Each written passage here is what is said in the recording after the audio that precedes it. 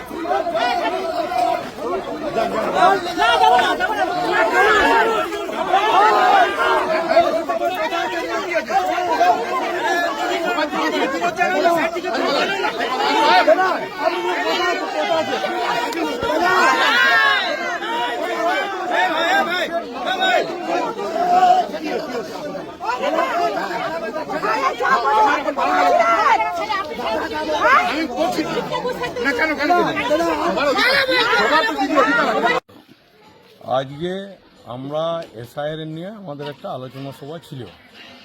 তো ওইখানে হঠাৎ করে দেখি জিতেন তেওয়ারি বিজেপি নেতা আমাদের এখানে এসে বহিরাগত কিছু লোকজন গুন্ডা বাহিনীকে এনে আমাদের মহিলারা পুকুর দিকে গিয়েছিল স্নান করতে। সেই স্নানের টাইমে ওরা কিন্তু একটা অশ্লীল ভাষা গালাগালি মহিলাদিকে টঙ্কিটকিরি করে এবং তার জন্য আমাদের গ্রামের সাধারণ মানুষরা এসে সবাই মিলে যেয়ে ওদিকে প্রতিবাদ করে যে না, এরকম আমাদের গ্রামে এসে করা যাবে না।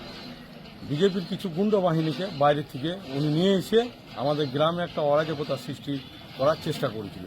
কিন্তু আমরা যে জিজ্ঞেস করেছিলাম যে আপনাকে কে ডেকেছে, তো উনি কিন্তু আমাদের গ্রামের কারো নাম বলতেও পারেন নাই এবং আমাদের গ্রামের কেউ ছিলও না, যত গোটাই ছিল সব বাইরে।